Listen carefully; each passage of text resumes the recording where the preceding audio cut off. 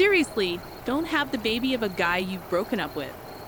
Could it be that you couldn't forget about me? Did you think that if you had a child, I'd never be able to cut ties with you? How naive is that? Hey, what do you say? It's just ridiculous looking back. Breaking up was absolutely the right decision. If I had stayed with such a delusional man, I would never have achieved the happiness I have now. Today, I want to talk about my unforgettable dark history and the revolt against it. My name is Jessica. I'm a 53-year-old housewife who enjoys doing household chores while watching the morning news. I was 38 at the time, living peacefully with my husband, Mike. However, around that time, a bit of unrest started to creep into our home. Mike would respond to what I said with a "so what?" or an oddly intimidating or indifferent manner. I would try to continue the conversation, but he would cut me off with "I'm busy right now." I felt dismissed, treated with disdain. It wasn't like him at all. He used to love to chat and crack jokes to make me laugh whenever he had the chance. Then this transformation happened. It was such a sudden change that I wondered if I had done something wrong, but I couldn't think of anything specific. One day, I noticed a faint lipstick mark on the back of a shirt Mike had brought to the laundry. He had come home late from work, claiming he had to work overtime. It was hard to imagine that someone at Mike's male-dominated office had leaned against his back with lipstick on. If that were the case, it was too scary to even think about. Could it be a woman? I wondered. Although I naturally came to that conclusion, a lipstick stain alone was hardly conclusive evidence. There could be countless excuses, like accidentally bumping into someone. I decided to wait a bit longer to gather more evidence, carefully checking for any unusual behavior from Mike. Ironically, just paying a little more attention revealed a slew of evidence of infidelity. For instance, Mike would always get up to use the bathroom around 2 a.m. when he was sleeping at night. I had never doubted him before, but it turned out he was using that time to talk to a woman on the phone in the bathroom. There were also instances when I found long strands of hair inside his suit jacket, and sometimes, upon closer inspection, his handkerchief seemed to have traces of what appeared to be lipstick. The most damning piece of evidence was a tinted lip balm I found when I borrowed Mike's car for the first time. After a while, it would be another story if Mike was known to use colored lip balm, but this seemed like the most indisputable evidence I had found. After 10 years of marriage, the frustration of having Mike taken by someone new, along with the loneliness of not wanting to be alone, and the resurgence of my affection for Mike were overwhelming. Is there really no chance of starting over? Isn't there something I can do to make him look my way again? Isn't there a way to rekindle what has cooled off? Just as I was pondering these thoughts, the reality of my pregnancy became clear. Needless to say, I thought pregnancy at this timing was a gift from God. We don't have children, and the monotony in our relationship might have been the cause of Mike's affair. Maybe this pregnancy could be the chance for him to change. Holding on to that hope, I brought up the pregnancy of Mike. But then, what the heck? Give me a break. This is such a hassle, let's just break up. I couldn't believe my ears. Well, looking back, I think my judgment and expectations were too naive.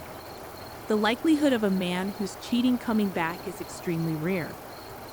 Life isn't like a TV drama where things just work out smoothly. But back then, I truly believed that since we married out of love, we could surely find our way back to each other. Is that really how you're going to say it? It's your child too. Even for the child, it would be better off for a dad like me not to be around. You've realized it too, right? Seeing Mike's smirking face made my heart skip a beat. That I'm having an affair, pretending not to know about Mike's affair, and hoping the pregnancy would magically fix everything. It felt like I was being pushed off a cliff at that time. I thought if the affair was brought to light, things would get tense, and Mike would never come back. But that was a misjudgment too. I wanted you to find out and did so much to let you, but you never said a word. I was at my wit's end, waiting for you to say, "This is unthinkable. Let's get a divorce." You really made me go through a lot of trouble. You're kidding, right? I wouldn't bother with such a hassle if it were a lie. I have a cute 24-year-old girlfriend now. A 38-year-old about to get fat from pregnancy. I have no use for you anymore. Here, take this as alimony or whatever, just agree on a divorce, he said. After that, I cried for 3 days and nights. Eventually, when Mike stopped coming home, I found the resolve to divorce. 5 years have passed since then. I was afraid of growing old and being single, but fortunately, I remarried my childhood friend Steve, also a divorcee, and we live modestly with our child, Chloe. Steve had been cheated on by his wife too, a fellow survivor of a messy divorce. Being comrades who share the same pain made life with him very comfortable. On our anniversary, he would book a fancy restaurant every year, and for my birthday, he would get me something slightly expensive. I felt cherished. I hoped these days would continue forever. As we celebrated another anniversary this year, it was supposed to be a delightful dinner at our usual upscale restaurant. Wow, Jessica, is that you? The person who gasped upon seeing my face was Mike. What? Why are you here? I couldn't hide my disgust. What a tragedy. I had accidentally run into Mike coming out of the restroom. What? I'm here for a business dinner. Unlike you, I'm busy. Mike glanced over my shoulder and approached briskly. Wow, so you had the child, huh? The one you were pregnant with when we split. That's gross. Saying that, Mike grabbed the child's hand, looked closely, and began to say outrageous things. Seriously, don't have the child of a guy you've broken up with. Oh, could it be that you couldn't forget about me? Thinking that if you had a child, I'd never be able to cut ties with you. How naive is that? Hey, what do you say? Mike, grinning, seemed to be having a great time, spinning the child around by the hand. The child's face twisted in distress, and he started crying out loud. Daddy, Mommy, help! Some stranger is taking me. There, I'm your daddy, and your mommy's right over there. You're just like her, a stupid child. Just when Mike blurted out those words, suddenly, a man towering over, taller than 6 feet, appeared from behind and forcefully grabbed Mike's arm. Excuse me, but that boy is mine. You know that. Mike's bewildered expression almost made me burst out laughing. Huh, is this guy your new husband, Jessica? I didn't answer Mike's question. I'm not sure what you've been saying, but surely you don't think you can make someone's child cry and get away with it, do you? The tall man said, glaring at Mike. A glimpse of a tattoo peeked out from his arm, and noticing it, Mike instantly turned pale. Wait, Hey, Jessica, tell your husband to stop. Excuse me, that woman is not my wife. What? Confused again, Mike glanced back and forth between me, the man, and the screaming child. What? Then who is this child? Before he knew it, Mike's arms were bound by the man. This man is a lunatic repeating nonsense. Someone call the staff. There's a man here harming a child. The man's outcries stirred the restaurant. What a day this turned out to be on such an important anniversary. With a smirk, I thought to myself, it turned out to be quite a memorable day, although unexpectedly. Waiter, over here. I saw this man forcibly grabbing a child's arm. My words left Mike gaping in shock. Wait, Jessica, what's going on? Seriously, I don't understand what's happening. As Mike frantically protested, I said, I am not that man's wife. And that child is neither mine nor yours. But he was right behind you. You were blocking the narrow passage to the restroom entrance, standing there like a post, preventing the boy from entering. He was simply following his father to the restroom, and you obstructed him. What? Really? You might want to make people the butt of your jokes, but you should be careful of jumping to conclusions. Why don't you look around a bit more? Shut up. I don't need to be lectured by you. Indeed, my valuable words probably wouldn't reach a suspicious person like you. I'm not a suspicious person. Well, any man who approaches an unknown child, grabs their arm, and then uses baby talk like, I'm your daddy, is undoubtedly suspicious, no matter how you look at it. But that was. And then you tell the woman in front of you, oh, mommy is right there, isn't she? Are you still under the impression that we're married? As I said this with a smirk, Mike turned red with anger and shouted, Don't mess with me.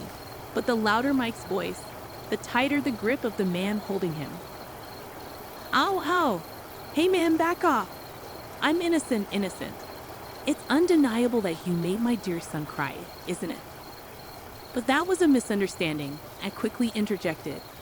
It's a fact that you misunderstood and assaulted someone else's son on your own accord. Then Mike glared at me and said, "You jerk." Yikes, getting glared at by a suspicious person. How scary. I responded sarcastically, with a hint of mock fear in my voice.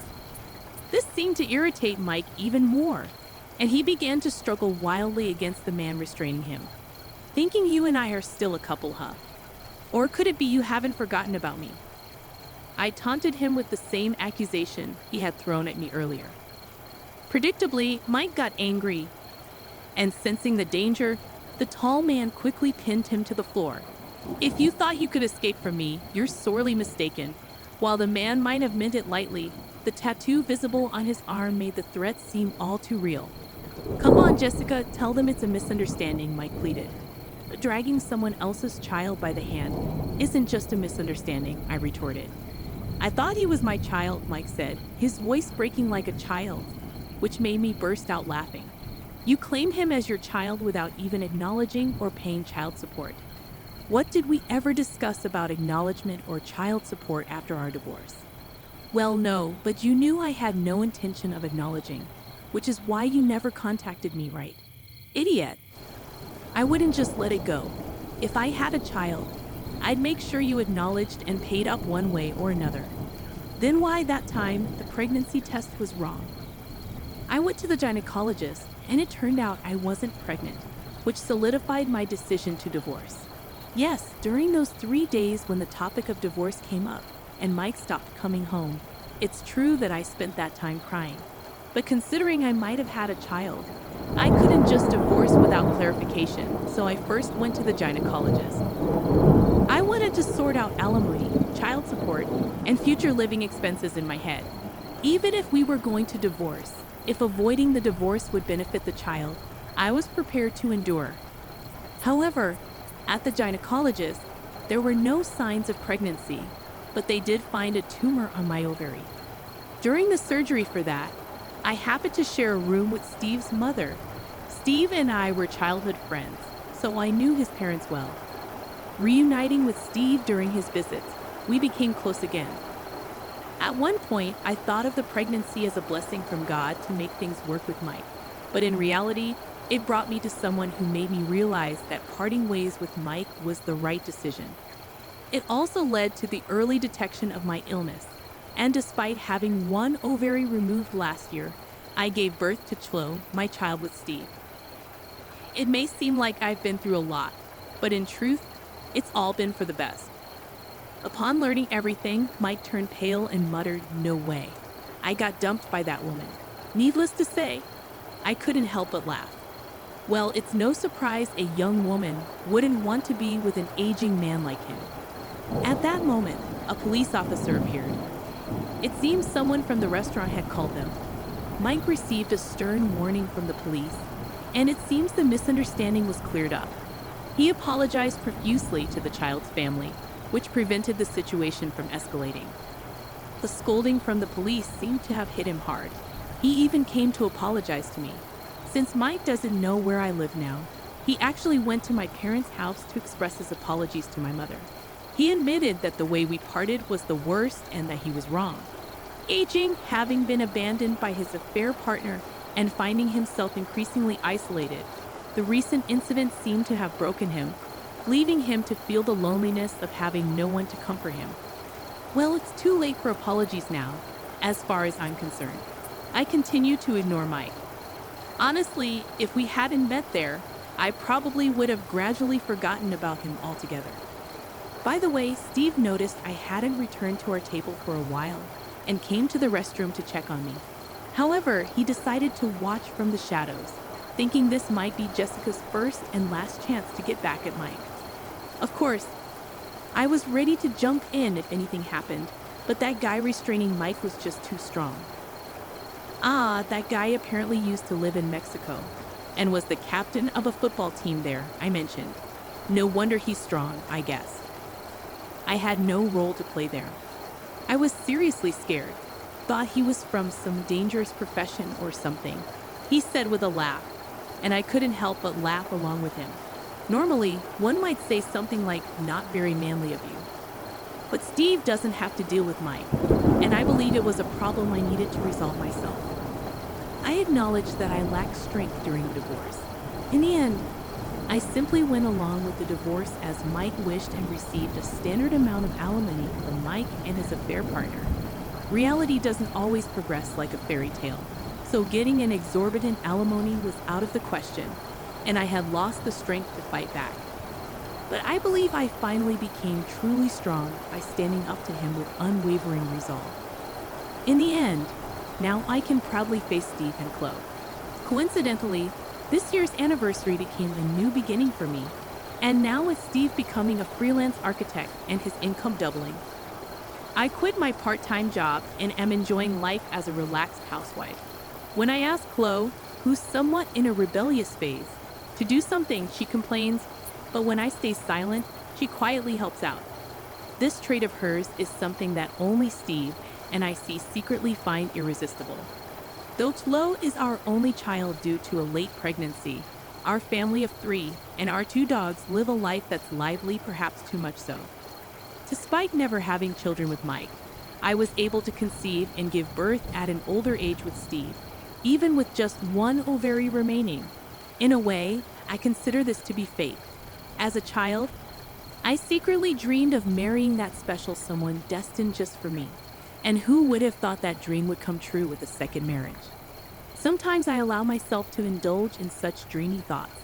With these reflections, I cherish the ordinary days that come my way. Days that are anything but ordinary, filled with love and gratitude. Hello, I'm Kathleen, and I carry a vivid memory from a few months back that I feel compelled to share. It's a story about recognizing toxic behavior and the importance of standing up against it. I'm 31, and my immediate family includes my 34-year-old husband, Anthony, and our kitten. Anthony and I, high school sweethearts, tied the knot at a young age despite attending colleges in different states. Our bond remains strong, and next month we'll celebrate our 13th year together. Regrettably, my mother-in-law, Carol, won't be joining us. From the start, Carol harbored a dislike for me. With 2 sons, she had always indulged and spoiled them, considering no one worthy of her precious boys. Anthony and his older brother, David, were oblivious to her controlling and manipulative nature. As they grew, Carol's overbearing tendencies became problematic, forbidding her teenage sons from dating or socializing with girls outside of school. Despite evident signs, Anthony and David remained enamored with their mother's love, failing to recognize her control. Over time, David began rebelling against Carol's rules, which led to conflicts, even threats against his then-girlfriend, Lauren, now his wife. David, however, stood firm, refusing to succumb to Carol's influence. Gradually, both brothers distanced themselves from Carol. Anthony, while acknowledging his brother's actions, believed they were excessive. In the early stages of our relationship, I refrained from commenting to avoid conflicts. Little did I know that Carol would redirect her efforts toward me, employing every means possible to dismantle our relationship. She orchestrated an elaborate Venice tour during prom week to prevent us from attending together.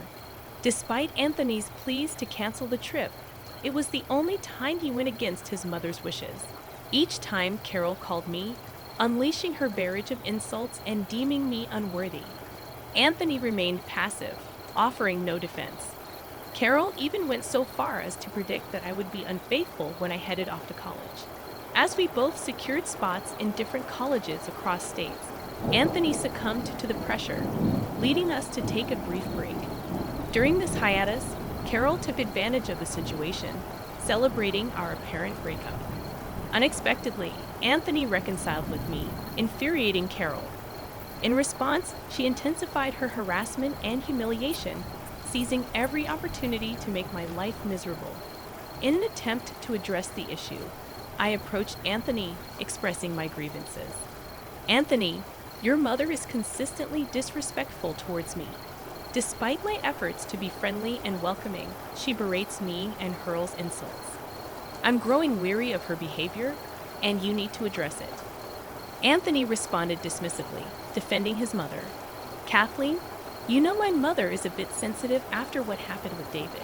She fears losing me as well and genuinely believes she's looking out for my future. Don't take her words to heart.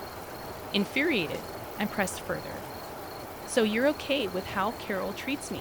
Remember, she tried to break us up.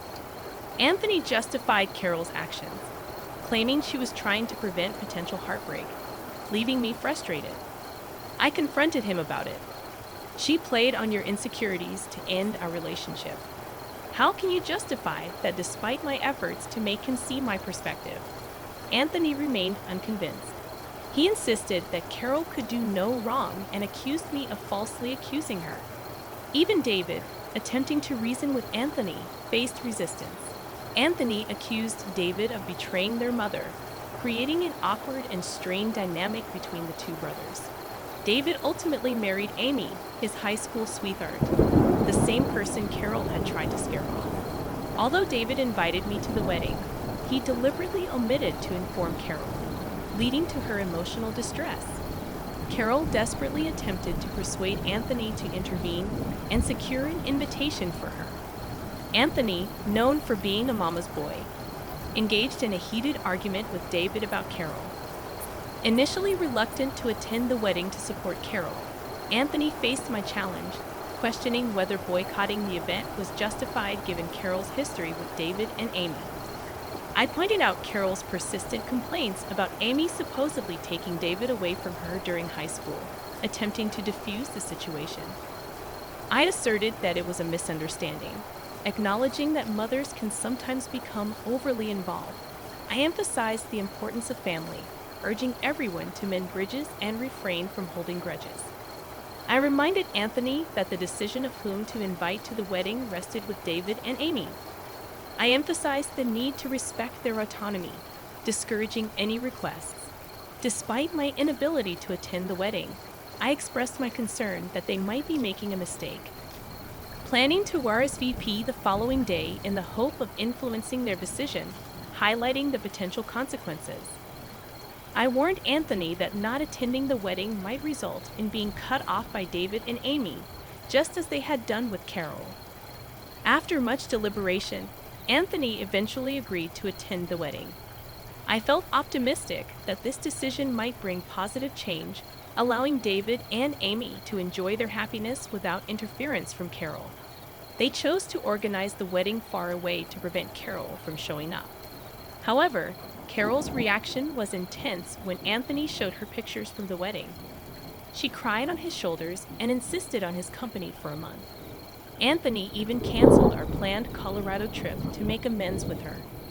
Witnessing how he handled the situation left me feeling pretty heartbroken. Despite the certainty that our love ran deep, breaking up was no longer an option. My only hope was that Anthony would come to his senses regarding Carol's troubling behavior.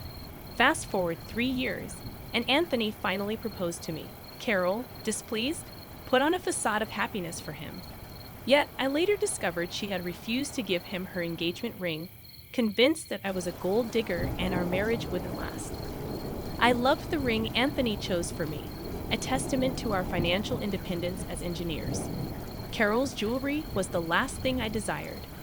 Wedding planning became a nightmare as Carol inserted herself into every aspect, from cake tasting to venue selection. Disapproving of my vintage theme, she deemed it boring and tacky. Despite my indifference, Anthony and I carefully considered every decision. Frustrated, I confronted him, insisting that his mom needed to give us space. This is getting ridiculous. We're the ones getting married, and your mom needs to let us decide on our own. I don't need her input on everything. She hates every decision I make. You need to tell her to back off. Anthony defended his mother, claiming she wanted the best for us, tired of this excuse. I argued that she deserved to be uninvited from David's wedding due to her interference. Though we welcomed her presence, her negative remarks about my choices were unacceptable. This was our wedding, and she already had hers. After much coaxing, Anthony finally asked Carol to back off. Though she threw a fit, she toned it down. Unfortunately, Anthony prioritized her choices, and made several changes. Initially sad, I recognized it was also his day and chose to go along in some places to avoid further trouble. I had not yet found the courage to stand up for myself, and Anthony seemed lost in a fog, unable to think clearly. The wedding turned into another disaster when Carol showed up in a white dress so sparkly and lacy that it resembled a bridal gown. Fortunately, Anthony recognized the issue and insisted she changed before the ceremony. Feigning ignorance, Carol claimed she didn't have another dress. However, my maid of honor and best friend came to the rescue, producing a pale blue gown that fit Carol perfectly. Anticipating her intention to wear white, I had purchased a decent dress for her on my dime. With no excuses left, Carol had to wear the provided dress. During the reception, she delivered tearful speeches about losing her children to awful women, targeting both me and Lauren, who were avoiding her. Carol also disparaged our relationship, portraying herself as the victimized mother-in-law. The wedding attendees looked uncomfortable, and even her own family was mortified. My maid of honor swiftly took the microphone, redirecting the atmosphere. On our honeymoon, Carol incessantly called us, reaching out to Anthony and crying about feeling lonely. She bombarded us with 5 calls a day, and when unable to reach Anthony, she called me, accusing me of taking her son away. Just a month after the wedding, she insisted that no matter what I did, he would always choose her over me, asserting that he would never love me more than his mom. Attempting to reason with her, I explained that we were on our honeymoon and she needed to stop calling us so frequently. When Anthony's phone died, he went back to our room to charge it, emphasizing that there was no intention of keeping him away from her. Kathleen, it's clear to me how driven you are by greed. Your sole focus is on extracting money from him, ignoring the fact that he supports me financially and genuinely cares for me, something he's been doing since his father passed away a decade ago. Carol, you may be his mother, and it's natural for him to support you. But I am financially stable on my own and have no interest in his money. Stop falsely accusing me of trying to exploit him. Enough with your baseless accusations. You might deceive him, but I see through your intentions. Hand over the phone to my husband. I need to speak with him urgently. During our honeymoon, I endured numerous conversations like this with Kathleen. When we returned home, dealing with her incessant crying became a daily struggle, all because we didn't take her along. Even now, she scolded my husband for going without her. Anthony, as always, did his best to console his mother, overlooking my concerns. I was gradually finding my voice to stand up for myself. Things were relatively stable until a few months ago when I discovered I was pregnant with our first child. Excitement filled us, and Anthony wanted to share the news with Carol immediately. Despite my reservations, I agreed. However, instead of joy, Carol reacted with tears and accusations. She accused me of trapping him with a baby, insinuating that I had cheated on Anthony. Despite my husband's attempts to calm her, she remained obstinate. I grew weary of her dramatic outbursts, which persisted for 3 weeks before she decided to visit us. Carol arrived unannounced, seemingly happy about our baby, showering me with gifts. Anthony was relieved, thinking Carol had finally accepted our child. The truth, however, was far from that. I felt a sense of unease about Carol's newfound happiness and decided to approach the situation cautiously. In the evening, she offered to make us tea, claiming it would help warm me up as the weather was getting chilly. Anthony appreciated her gesture, giving me a triumphant look as if to say, "I told you so." Choosing not to dismiss my concerns, I excused myself and went to the kitchen to check on Carol. I'd observed her preparing tea and adding something from a carton. Both my husband and I are lactose intolerant, using a specific brand of oat milk for our tea. However, Carol was using a different carton that caught my attention. She used oat milk for 1 cup, but opted for the suspicious carton for the other. Initially, I assumed she was merely using a different type of vegan milk for variety. Despite this, my unease persisted when she handed me the suspicious mug. Feeling a sudden panic, I impulsively switched my husband's cup with mine when they weren't looking. We drank tea, and throughout the evening, Carol seemed to smirk at me from across the couch. Fortunately, nothing untoward happened for the remainder of the night. However, in the early hours of dawn, I heard my husband vomiting in the bathroom. He made several trips, and the noise woke me up. After a while, I saw him lying on the living room couch in pain. Concerned, I approached him and inquired about his condition. Carol, emerging from her room, looked worried at the sight of Anthony's distress, breaking into an ugly cry. It suddenly dawned on me. This woman had used cow milk in our tea. I was prepared to confront her, but before doing so, I had to rush Anthony to the hospital. I urgently dialed 911, requesting an ambulance for Anthony, who was experiencing severe stomach pain and was on the brink of passing out. At the hospital, we waited for the medication to take effect. When the doctor arrived for a consultation with Anthony, I brought Carol along. In the presence of both Anthony and the doctor, I coerced Carol into confessing to everything. She was concerned about her son, so getting her to confess wasn't a challenge. The doctor expressed disappointment and informed us that Anthony needed to be hospitalized for a day. After the doctors left, Anthony seemed troubled. The fog in his mind began to clear, and he questioned Carol about why she used milk in his tea, knowing about his allergy. He pointed out that their household didn't even have cow milk, and I didn't consume it either. Carol insisted that she didn't intend to harm Anthony, claiming she was aware of his milk allergy. Anthony was perplexed and demanded an explanation. Carol continued sobbing in a corner, prompting me to reveal the truth. I explained that Carol brought cow milk into their home, not for Anthony, but for me. It was not meant for him to consume, and I had switched their cups when Carol wasn't looking, prioritizing the health of our child. It turned out to be the right decision. Anthony, shocked and disbelieving, accused me of lying.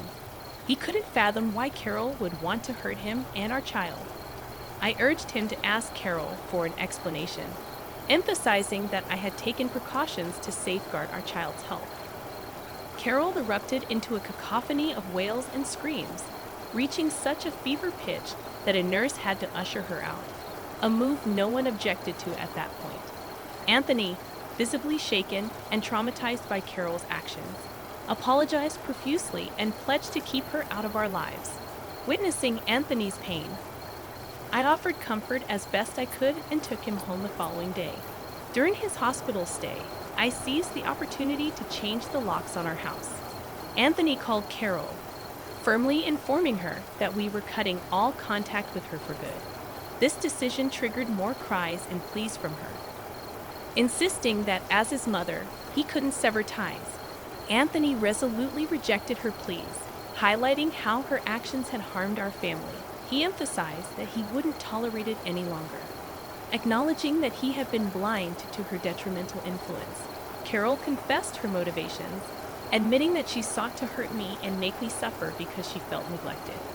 Anthony, unyielding, deemed her actions unforgivable, especially considering the potential harm if I had consumed the tea she prepared. Expressing his disgust, Anthony firmly rejected her presence and cut off all communication. We changed the locks to prevent her from entering our home, and when she attempted to force her way in, we called the authorities, blocking her on phones and social media. We informed our extended family about the situation, and their unanimous disapproval further isolated Carol. After discussing her actions and reviewing evidence from security cameras and her confession to the doctor, we successfully obtained a restraining order against her. Though she tried to gather information from our extended family, none entertained her demands. We withdrew financial support, prompting her to secure a job at Walmart to support herself.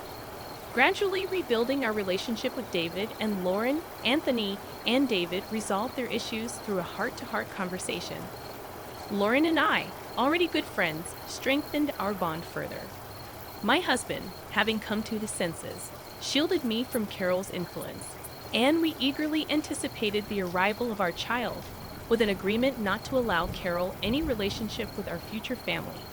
Enjoying the newfound peace in our household after Carol's departure, we considered moving to David City after our child's birth. Uncertain about the future, we remained positive that we would overcome any challenges together. I've made a significant decision regarding the $3 million. It's decided to split it between my mother and myself. This resolution came swiftly after my father's funeral. Robert, after examining the inheritance documents without seeking permission, remarked to me, "Kelly, don't be too greedy." Amidst thoughts of finally quitting my job, gratitude flooded my mind for the caring old man. "Are you referring to my dad?" I blurted out inadvertently, ignoring my confusion. Robert and my mother-in-law enthusiastically discussed plans to purchase a new car and indulge in shopping. Faced with this unexpected development, my emotions reached a boiling point. Burdened with household chores and insulted by their remarks about my father, I couldn't bear to continue living with Robert and my mother-in-law. Suppressing my anger, I forced a smile and replied, "Sure, feel free to use the money as you and my mother-in-law please." I am Kelly Cohan, a 38-year-old housewife, working alongside my husband. My parents, both doctors, ran a well-reputed clinic in our hometown. As an only child, I was showered with love. After graduating from the School of Pharmacy, I secured a job at a major pharmaceutical company. Though my parents wished I had become a doctor, they respected my decision. 10 years ago, my mother tragically died in an accident, leaving my father and me devastated. During those trying times, Robert, my then boyfriend, supported me. We met through a mutual friend, and 2 years after my mother's passing, Robert proposed. Robert was an ordinary salaryman in the food and beverage industry, but I believed we could overcome any challenge and find happiness together. My father was overjoyed when I shared news of our engagement. "I've heard how Robert supported you, Kelly. Thank you so much. Please continue to take care of her," he said, facing Robert with sincerity. Standing next to Robert, I felt a mixture of emotions. Immersed in a wave of happiness, we visited Robert's family home the following week to announce our impending marriage. His mother, adorned in flashy makeup and divorced from Robert's father, scrutinized me with an air of rudeness. "Marriage, huh? You're Robert's choice for you? Isn't she a plain choice for you, and she's older, right? Wouldn't a younger and prettier girl be better for you?" she said, evaluating me without any restraint. Quickly, Robert retorted, "Mom, you know I'm in pharmaceuticals, right? Kelly works there." Her father is a doctor and runs his practice. Instead of highlighting my character, Robert emphasized the financial advantages. In response, his mother's expression transformed into one of satisfaction. "Oh, Robert, you should have told me such important things earlier. That changes everything. I happily approve of the marriage. Nice to meet you, Kelly." "Thank you," she declared, granting her approval. With Robert overjoyed at his mother's acceptance, I couldn't shake off a lingering sense of unease. Despite the smooth proceedings and approval from Robert's mother, as we were about to register our marriage, my father, a doctor and real estate investor, presented me with an apartment in a luxury building in New York City as a wedding gift. Excitedly, I informed Robert, "Dad has given me this apartment as a wedding gift. It's our new home. Let's live here happily and peacefully together." Robert smiled, and our married life commenced. However, post-marriage, I began to notice something disconcerting. Robert, having lived with his parents until then, seemed almost incapable of handling household chores. He couldn't cook, didn't know how to operate the washing machine, and showed no interest in learning. Garbage would be left scattered around with no effort to dispose of it properly.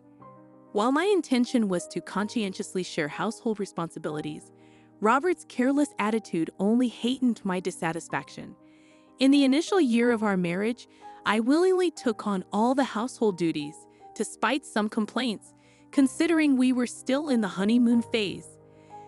However, the combination of work exhaustion and struggling to keep up with chores pushed me to my limit in our second year. Deciding it was time for a serious conversation, I bravely expressed my dissatisfaction to Robert. To my dismay, his response lacked gratitude or reflection. "I'm tired from work too. You're much better at chores than I am, right? It's better if you do them since I'm not good at it," he dismissed just like that. Consequently, Robert hardly contributed to the chores, leaving me to bear the brunt of our household responsibilities. But that wasn't the sole issue. After marrying Robert, I discovered that his mother harbored some peculiar ideas. Robert, not particularly interested in seasonal events, led me to send a quality scarf and carnations to his mother for Mother's Day. Despite selecting a nice scarf from a department store, his mother's displeased call criticized it as not being from a famous brand, deeming it absurd to send such a no-name item. Attempting to explain its quality proved futile, as she insisted on items from a very famous luxury brand. Stunned by her reaction, I reported this to Robert upon his return home. Instead of empathizing, he nonchalantly said, "What? Just do as she said." Robert failed to take my side, and from that point on, we started giving her cash as she demanded. By our 5th year of marriage, her frequent visits became a regular occurrence, always finding reasons to ask for money. Despite this, Robert, without any complaints, would always smile and comply with his mother's financial requests. I held a job while Robert's income remained limited and small, making our daily life just barely manageable. Desperation drove me to dip into our savings to cut living expenses. Despite my frustrations, I understood Robert's deep affection for his mother, who had supported me during tough times. She was the mother of someone important to me, and with that thought, I endured. Now, in our 8th year of marriage, I continued to handle all the household chores and kept giving money to my mother-in-law. One day, amidst this routine, my father, whom I hadn't seen in a while, unexpectedly called me. The story he shared during our rare meeting was shockingly unexpected. He revealed that he was suffering from terminal cancer and treatment was no longer possible. Overwhelmed with shock, tears spilled from my eyes. My father gently stroked my head, just as he did when I was a child, saying, "Kelly, this is fate. Let us accept it." Quietly, I questioned him, "Dad, why even you?" Thus, my days became a juggling act of work, household duties, and visits to my father's hospital. While work allowed some flexibility, managing the household was not easy. When I told Robert that my first priority would be caring for my father, he showed no reaction or willingness to help. "Well, it's tough with your father's sudden condition. Please do your best," was the only thing Robert said. He visited my father in the hospital only once. My father's care consumed all my time, leaving no room to spare for Robert. If I ever had a moment to worry about him, I prioritized my father. One day, as my father lay in his hospital bed, he suddenly asked, "Kelly, how is your marriage with Robert going?" Caught off guard, thoughts of Robert's demeanor at home and his mother's behavior flooded my mind. Unable to answer properly, I hesitated. Sensing my turmoil, my father comforted me, saying, "Kelly, you don't have to endure. Think about your happiness. Don't worry, you won't have any hardships after I'm gone." Tears flowed uncontrollably as my father silently and firmly held my hand. 3 months later, the inevitable moment arrived. My father passed away quietly, engulfing me in immense sorrow.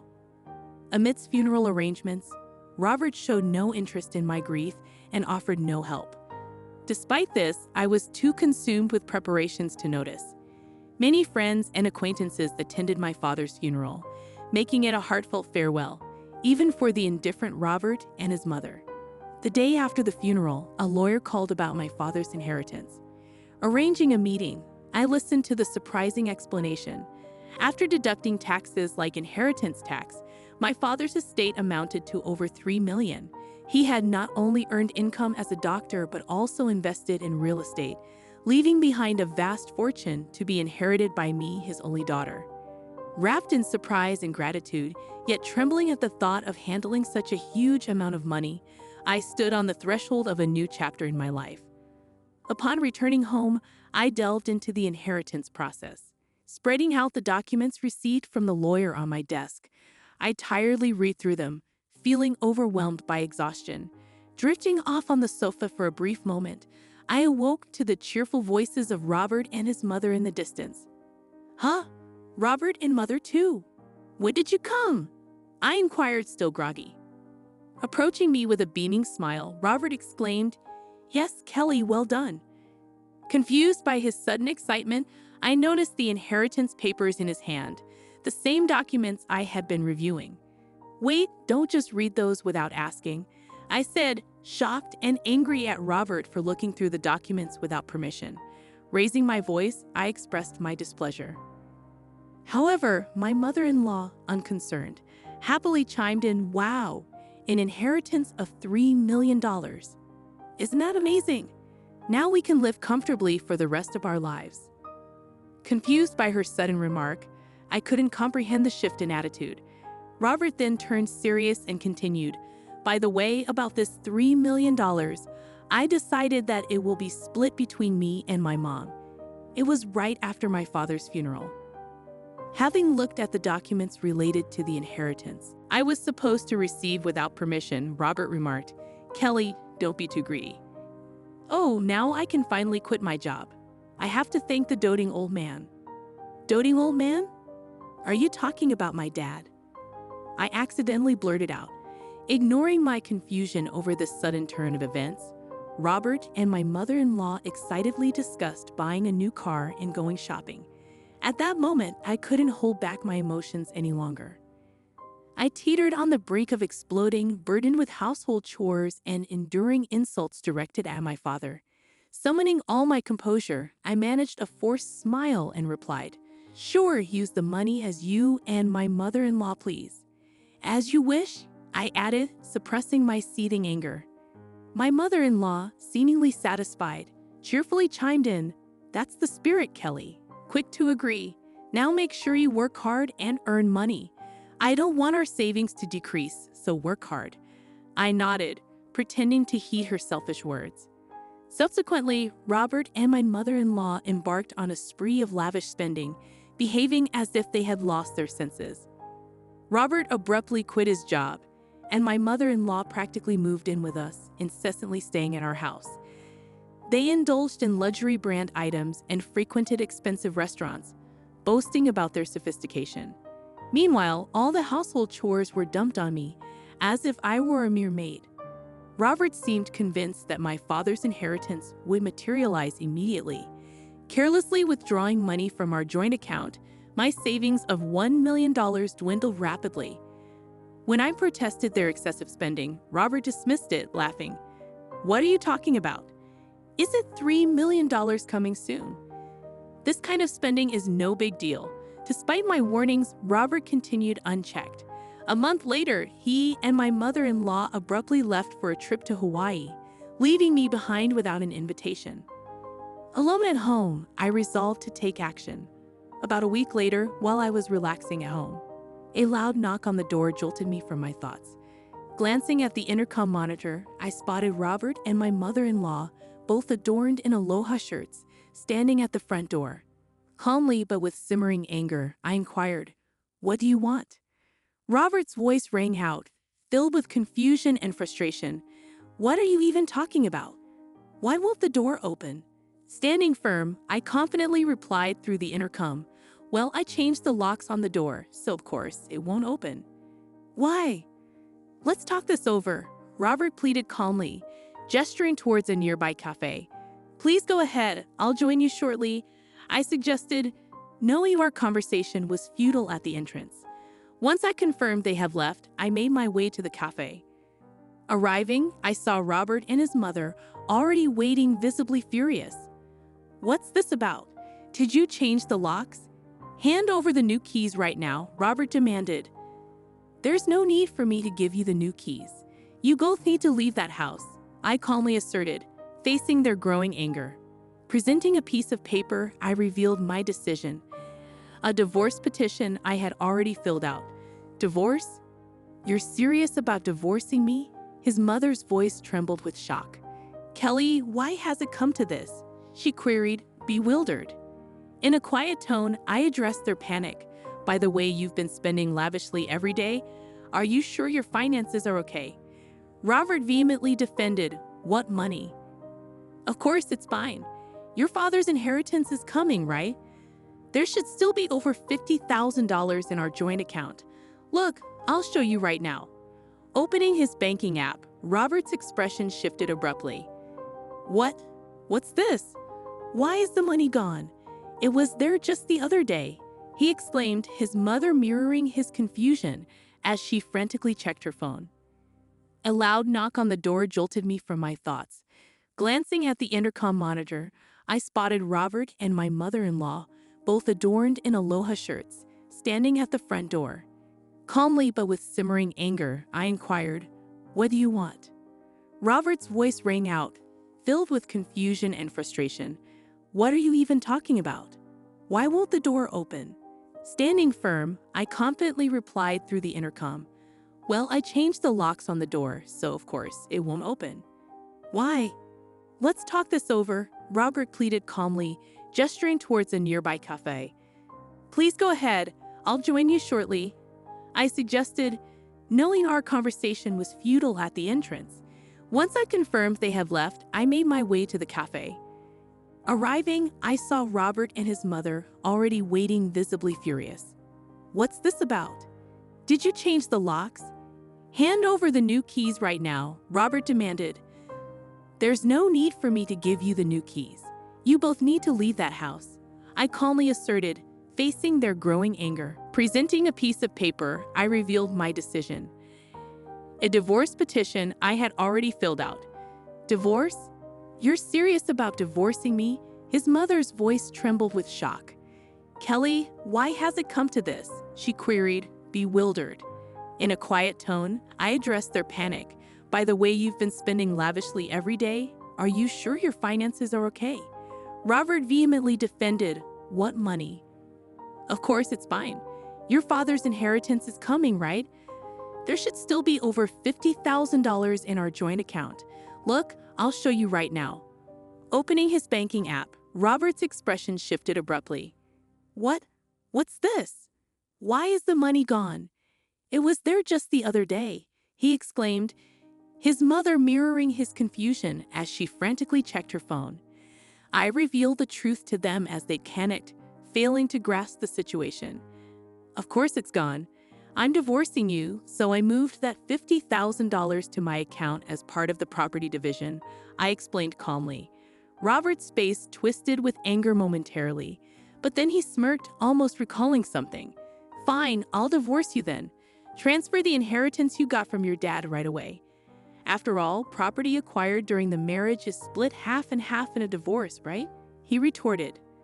"Well, you might be misunderstanding something," I replied evenly. "Why didn't you know that the inheritance I received, even though it was during our marriage, doesn't count for property division?" There was a moment of stunned silence between us. Then Robert and his mother's expressions shifted drastically. Perhaps they truly believed they would receive part of my inheritance. I was astonished and could only sigh in disbelief. "No, that can't be true. That's impossible," his mother protested, her face flushed with a mix of denial and anger. "Please, check for yourself," I said mockingly. Robert started frantically searching on his smartphone. "It says here property inherited by one spouse from a parent is considered separate property. Therefore, it's not subject to division and can't be split between the spouses," he read aloud, his mother joining in shock. Desperate, Robert approached me, pleading, "Kelly, please don't divorce me. I have no savings and no job. How am I supposed to live if you divorce me?" Faced with his plea, I remained resolute. Realizing it was time to move forward, I spoke clearly and firmly. "What are you talking about? Take responsibility for your actions. I will never forget how you both treated me. I'm divorcing you. I'll go to court if I have to." Intimidated by my fierce demeanor, Robert and his mother shrank back in fear, whimpering softly. Later on, Robert and I went through the divorce proceedings without issues. The $50,000 I had moved from our joint account was recognized as part of the marital property division. Eventually, I managed to evict Robert and his mother from my house. They found themselves deeper in debt, living in a rundown apartment and working tirelessly every day to pay off their debts. In contrast, I sold a condo I used to share with Robert and moved into my father's apartment. With the inheritance I received, I now live comfortably. Grateful to my late father, I aim to protect my happiness and spend my days peacefully, cherishing my new life ahead. I attempted to whip up a homemade pasta dish with a creamy sauce, hoping to treat everyone to a delightful meal. Please savor it while it's still warm. I urged as I served the plates. However, as the dish reached the table, an unpleasant odor wafted from it, immediately dampening my enthusiasm. Hesitant, I paused before taking a bite. Aren't you going to eat it? Don't you like my cooking? Holly's accusatory tone caught me off guard, her eyes fixed on me as if daring me to criticize. Caught in her unexpected scrutiny, I felt the pressure mounting, but rather than confront her, I discreetly switched my plate with my son Aiden's, hoping to spare him from whatever foul concoction lay before us. As Aiden eagerly dug in, my heart raced with apprehension. Yet to my horror, he soon began to foam at the mouth and collapsed, sending panic rippling through the room. As Holly feigned confusion, I saw through her facade. Anger simmered within me at her malicious intent. Determined to retaliate, I silently vowed to expose her deceit. My name is Susan, and at 62, life had settled into a quiet routine with my husband after Aiden's marriage. But when Aiden confided in me about his wife's cooking, I initially brushed it off, chastising him for his ingratitude.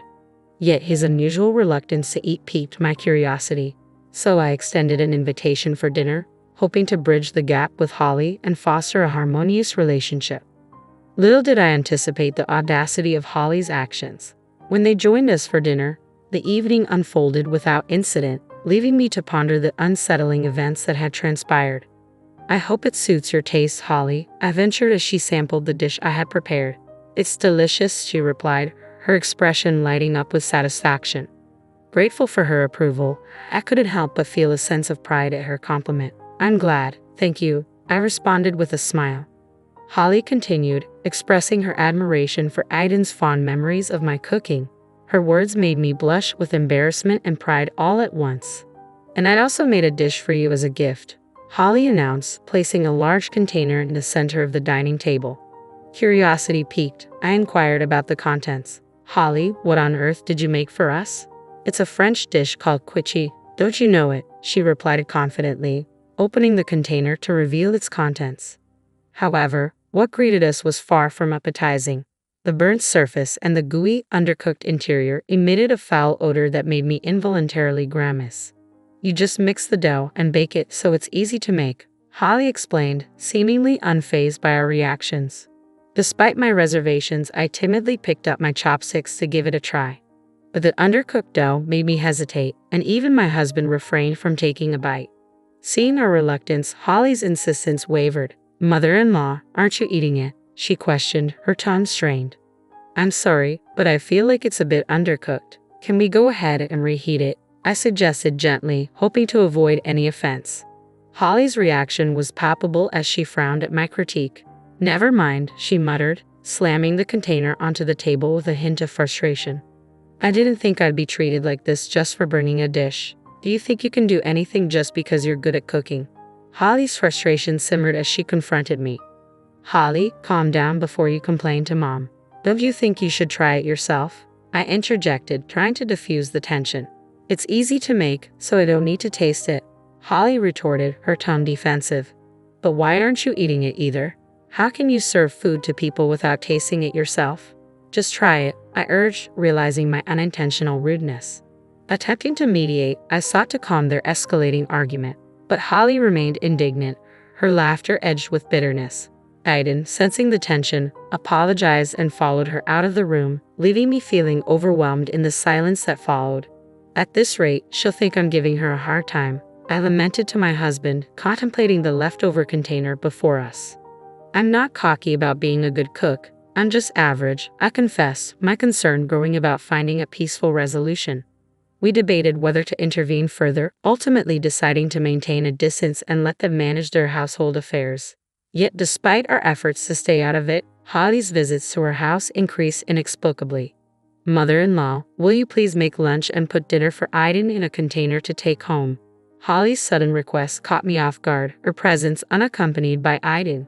Surprised by her abrupt visit, I found myself faced with empty containers, tasked with catering to her demands once again. I approached Holly, sensing a shift in her behavior. Is everything all right? Aiden seems to prefer your cooking, so I thought I'd ask you to make our meals from now on, she stated matter-of-factly. That's a problem, Holly. Why don't we cook together? I suggested, hoping to foster a sense of camaraderie. But her response was swift and dismissive. No, you're just going to make that disgusted face again. You're just giving me a hard time. Her words left me speechless, the divide between us growing wider with each passing moment. Despite my attempts to explain, she seemed resolute in her belief that I was a terrible mother-in-law. Though cooking wasn't a burden, the thought of preparing meals daily for a daughter-in-law who harbored such animosity was daunting. I considered offering to teach her some simple dishes, but she adamantly refused. You're good at cooking, so just make it for us. And please take care of tomorrow's meal too, she demanded, her tone increasingly brazen. Despite my efforts to reason with her, she only became more obstinate. On days when I declined, she resorted to buying prepared food, causing tension between her and Aiden. Aiden was spoiled by you, wasn't he? He just gobbles up store-bought food, she complained, her frustration evident. He's always loved eating since he was young, I defended gently, trying to ease the tension. As the days passed, Holly's visits to her house became more frequent, relying on us for her meals and Aiden's dinner. Eventually, she insisted I make Aiden's lunch and deliver it in the morning, leaving me deeply troubled by the turn of events. I approached Aiden, expressing my concern about Holly's frequent visits. To my surprise, he began offering money for their meals to avoid her cooking altogether. If you're willing to spend that much, why not encourage Holly to learn to cook? I suggested, hoping for a compromise. But Holly refused, citing hurt feelings. As tensions mounted, another conflict erupted when Holly discovered Aiden's financial contributions toward our food expenses. Why are you paying your mother? Is this supposed to be an allowance? I didn't agree to this, Holly protested, her frustration palpable. It's because you're making my mom cook for us. What's wrong with paying for our food? Aiden retorted, trying to justify his actions. Despite our efforts to resolve the issue, Holly remained adamant, viewing our actions as a slight against her. No matter how much we tried to reason with her, Holly refused to listen, insisting that not eating her cooking constituted harassment. Feeling caught in the middle, I decided to step back from cooking for them, hoping it would bring some resolution, albeit temporary. However, Holly remained displeased, and I realized it was futile to continue intervening. Reluctantly, I urged them to resolve their differences on their own. Weeks later, on a calm afternoon, Holly visited again, but this time, Aiden was by her side. The unexpected sight left me on edge as I greeted them at the entrance, uncertain of what lay ahead. I want you to teach me how to cook. Holly finally agreed to listen to reason. Please, just this once, I implored, relieved that our discussion had led to a positive outcome. Together, we made our way to the kitchen, where Holly arrived with her own ingredients, displaying a newfound motivation. However, to my surprise, she insisted on working alone and promptly ushered me and Aiden out of the kitchen.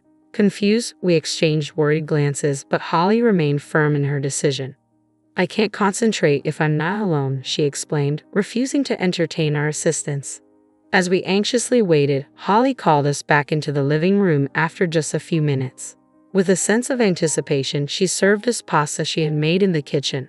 Though the pasta seemed hastily prepared, I hesitated to voice my concerns. But as I began to mix it with my fork, I noticed foreign objects in the cream sauce, remnants that resembled herbs but emitted an unusual scent reminiscent of air freshener. Aiden, however, seemed undeterred as he eagerly sampled the dish. It's delicious, he exclaimed with surprise, his enthusiasm palpable. Encouraged by his reaction, Holly beamed with pride. Wow, it's good. Holly, you've learned to make this kind of food, he praised, his words filled with admiration. I always cook properly. Look, even my mother-in-law, there's no way she wouldn't eat it, Holly asserted confidently. Mom, it's fine. It's just a normal pasta, Aiden reassured, though his comment would typically provoke Holly's fury. However, she appeared indifferent and urged me to eat quickly. Despite her insistence, the stronger the strange smell became as I mixed it, the more hesitant I felt. Why won't you eat it? Holly questioned, suspicion creeping into her voice. So, my mother-in-law just wanted to mess with me, right? That's not true. It's just that. I began but was interrupted by Holly's ringing phone. She hastily excused herself from the table, leaving the room. Seizing the moment, I urged Aiden to secretly exchange the pasta. He complied, happily indulging in a second serving. But within moments, he recoiled and collapsed, foaming at the mouth. I couldn't contain my shock, letting out a scream. What happened? Why did Aiden collapse? I cried out. Hearing my distress, Holly rushed back into the room, her concern evident as she knelt by Aiden's side. As I dialed for an ambulance, Holly appeared bewildered and asked what had happened to Aiden. Once Aiden was rushed to the hospital and had his stomach pumped, my husband and I arrived, relieved to see him lying on the hospital bed. But before we could express our concern, Holly questioned Aiden about the incident, echoing her earlier confusion when he collapsed. "Hey, why did Aiden collapse? How come?" she demanded, her agitation palpable. "Ollie, please calm down," my husband interjected, attempting to diffuse the tension. But Holly's accusatory tone persisted. "It should have been you. Did you force Aiden to eat it?" "What on earth are you talking about, Holly? What did you do?" I pressed, bewildered by her accusations. Holly's response was shocking. "You insulted my cooking, so I thought I'd get back at you," she admitted, her tone laced with bitterness. "Get back at me," I exclaimed, incredulous. "It's also my mother-in-law's fault that Aiden won't eat my cooking. Aiden has always been on her side." Though neither Aiden nor I intended to hurt her feelings, Holly remained steadfast in her accusations. "That's why I thought everything would be peaceful if my mother-in-law wasn't around," she continued, unapologetic. It became evident that Holly had indeed tampered with the pasta she served me, as the white residue turned out to be detergent. Thankfully, no serious harm was done, but the situation could have been far worse. Though Aiden should have noticed the strong smell, I couldn't ignore Holly's reckless actions. "If you're saying it would be better if I wasn't around, then all you needed to do was try harder at cooking," I retorted, exasperated by her lack of remorse. "But if you were still alive, Aiden would always be on your side, wouldn't he?" Holly countered, her unapologetic and unreflective attitude leaving me at a loss for words. Disappointed, I let out a heavy sigh, my shoulders slumping in defeat. Beside me, my husband shook his head in quiet dismay, realizing the extent of Holly's misguided actions. "That's enough, Holly," I said firmly, attempting to rein in her childish rebuttal. "I'd like to have a talk with your parents as well." "Why?" she protested, her confusion evident. "Because talking to you won't get us anywhere," I explained, resolved to involve her parents in the discussion. After Aiden's safe recovery and discharge from the hospital, we convened a meeting with Holly's parents. Though Holly was initially resistant, I persisted, arranging the gathering and initiating the conversation. "I deeply apologize for the tremendous trouble our daughter has caused you," Holly's mother, Kate, expressed remorsefully upon our meeting. "Oh no, it's something my mother needs to apologize for," Holly interjected defensively. Kate's stern glare silenced her, prompting Holly to bow her head in contrition. Throughout the discussion, Kate's strict demeanor raised questions about Holly's behavior. "We'll cover the medical expenses, and if there's anything else she can do to make amends, please let us know," Holly's father offered, attempting to rectify the situation. But Holly refused to relent. "Stop it. I'm not paying any money," she protested defiantly. Turning to her, I asked the question that had been weighing on my mind. "Holly, can you tell me why you did such a thing?" At the hospital, I confronted Holly about her accusations. "It's because Aiden only ever takes your side," she insisted, continuing to blame me for mocking her cooking and for the circumstances that led me to take over cooking duties. Unable to bear her attitude any longer, I revealed a certain photograph to Kate, her mother. "What is this?" Kate asked, visibly shaken as she examined the dish Holly had brought to our house, claiming it was a quiche. "You served such a terrible thing to someone else," Kate scolded Holly harshly, her disappointment evident. With no defense left, Holly hung her head in silence as the lecture continued, leaving us no chance to intervene. Eventually, Holly admitted to everything, revealing her belief that if she could get me hospitalized, she wouldn't have to take care of me. The absurdity of her logic left me reeling. "I'm sorry, but I can't continue our married life after being subjected to something like this," Aiden declared, his frustration evident. "Why not? It's not my fault. You shouldn't have taken your mother's side," Holly retorted, her defiance crumbling under the weight of Aiden's words. "You be quiet. You could be turned over to the police for this," I interjected, watching as Holly paled at the mention of the authorities. Though there was some trouble regarding compensation and hospital fees, Kate promised to make Holly pay, de-escalating the situation. Though Holly initially acted like a child, she seemed to reflect on her actions after Aiden broke up with her. Later, and discovered that Holly's parents, whom she claimed not to get along with, were actually professional chefs. Seemingly rebelling against their strict culinary standards, Holly had adopted unorthodox cooking methods after getting married. Learning of her parents' anger and the so-called bridal training she was undergoing, I realized the importance of teaching my son basic household chores. Aiden, appreciating the privilege of having someone cook for him, began making simple dishes on his own, sometimes joining me to cook meals together. Surprisingly, my husband also became interested in cooking, and the three of us now enjoy cooking together with occasional role reversals where they handle the cooking while I relax. "Get out of this house," she demanded, her voice cold and unwavering. I barely had time to react before she added, "Besides, I already have a plan for a new life for him." My mother-in-law, never one to change, had concocted an outrageous scheme. With a triumphant smirk, she said, "You incompetent wife, get your divorce." Something snapped inside me. "You'll regret saying that," I retorted. "Regret? Why should I?" She laughed dismissively. "Ha ha. Because this house," I said, my voice steady despite the turmoil inside. "My name is Kelly, and I'm 34 years old. After graduating from college, I landed a job as an engineer at a major company. Since then, I've poured my heart into my work. It was during this period that I met Tommy, who would eventually become my husband. When I was 28, I encountered him through work. He was a salesman who frequently visited our office.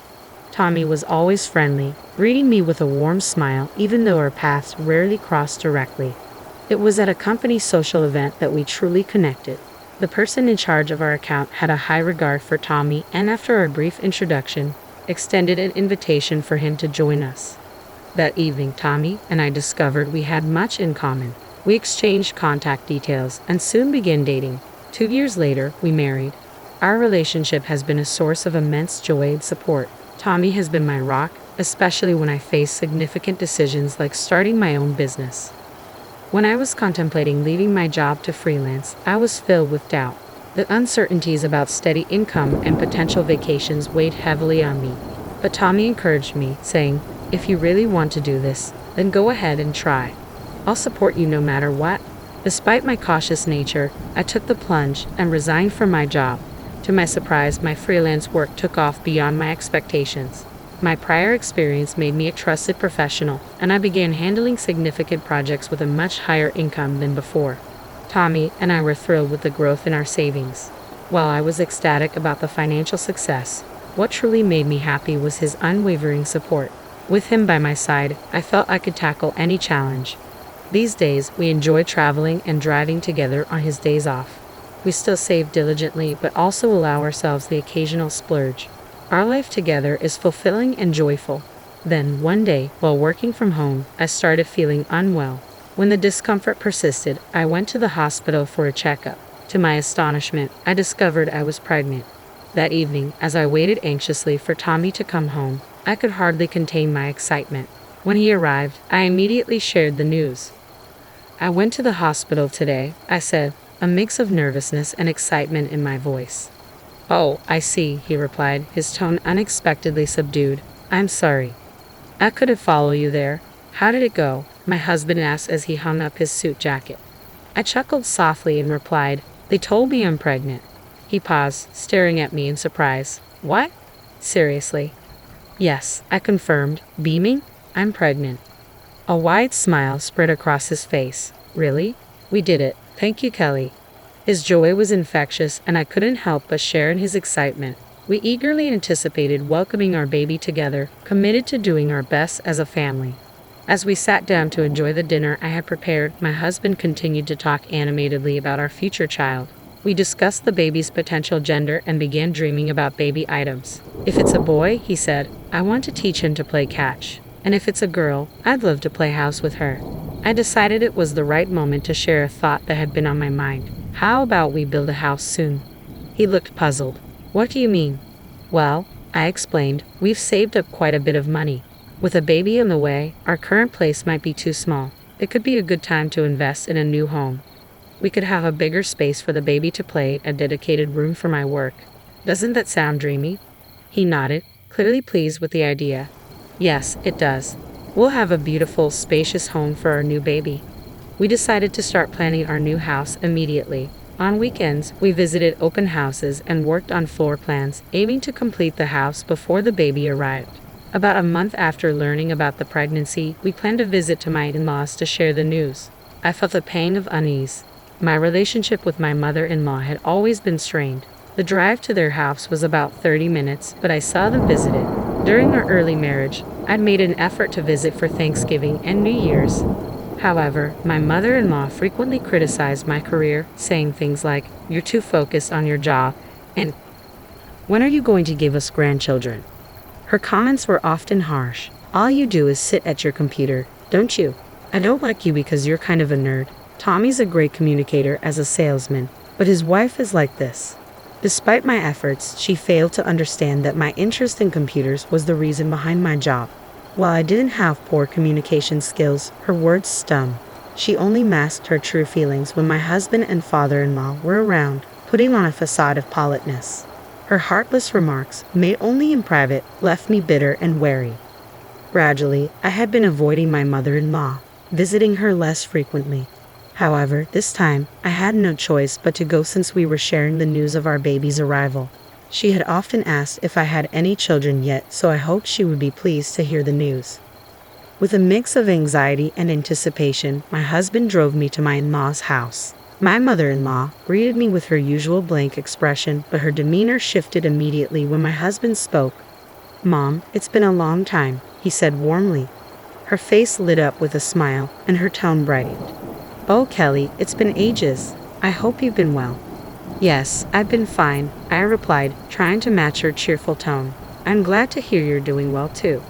Come on in, both of you," she invited us with a forced enthusiasm.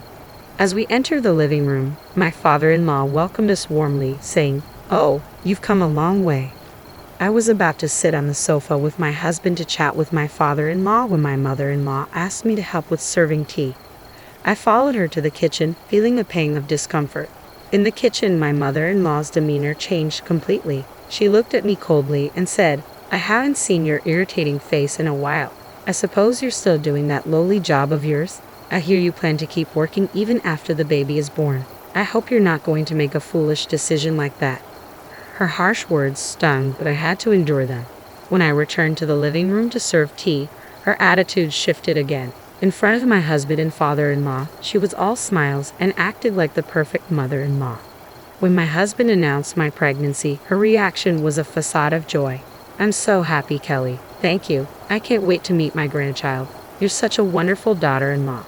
Her sudden change in attitude was bewildering, but I forced a smile in response. I was eager to leave after sharing the news. I just needed to navigate the conversation with polite responses and get out of there. Unexpectedly, something happened during the conversation that caught me off guard. It all began with a seemingly casual comment from my father-in-law. "Won't your current room feel a bit cramped once the baby arrives?"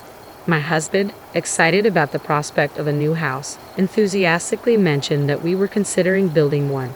My mother-in-law, who had been quiet until then, perked up immediately. "You're building a house?" she asked, her tone oddly cheerful. I had a sinking feeling about where this was heading. Then my mother-in-law made a surprising suggestion. "Let's make it a two-family house." My husband and I were caught off guard. "What are you talking about, Mother?" he asked, his confusion evident. But my mother-in-law continued as if she hadn't noticed our reaction. "Since this house is getting old anyway, we've been talking about either renovating it or selling it. If we convert it into a two-family house, we could support Kelly during her pregnancy and live with our grandchildren. Don't you think?" My father-in-law, still puzzled, responded, "Well, it would be nice to live with the grandchildren, wouldn't it?" My mother-in-law, as if she had prepared a convincing argument, added, "Exactly. It's not easy when you have a baby, especially since you plan to keep working after the baby is born, Kelly. It would be reassuring if I were around to help with the housework and childcare." Her pressure was palpable, and I could feel myself flinch. My husband, sensing my discomfort, said, "Well, it's an important decision, so we'll need to think about it. We should be heading home now that we've shared the news," he added, signaling it was time for us to leave. I was surprised by how excited my mother-in-law was about the news, but it was a relief to see her happy about the birth of our child. Despite her enthusiasm, I still felt apprehensive about living together. My past experiences with her left me doubtful. However, since then, my mother-in-law seemed to have changed her approach. She stopped the harsh comments and began regularly sending me emails to check on my health. Her texts were kind and considerate, without any of the unnecessary remarks I had grown accustomed to. I started to wonder if she had genuinely changed her attitude. After a long absence, I visited my in-laws for Thanksgiving, and their warmth was unexpected. Even when we were alone, she was kind and supportive. Newfound kindness made me reconsider my stance. When my husband asked me about the possibility of living together in the new house, I was more open to the idea. The deadline for completing the house was approaching quickly, and we needed to make a decision. I had been working closely with my mother-in-law, who had been increasingly kind. It began to feel like living in the same house might be manageable, especially with her help around the house and with childcare.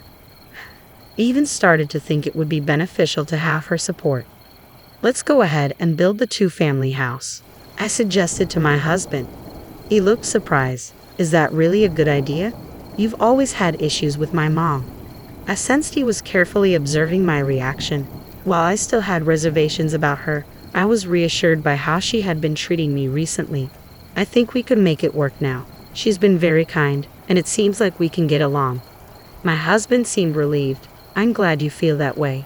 You're right, my mother can be a bit challenging, but I believe she'll help with the kids."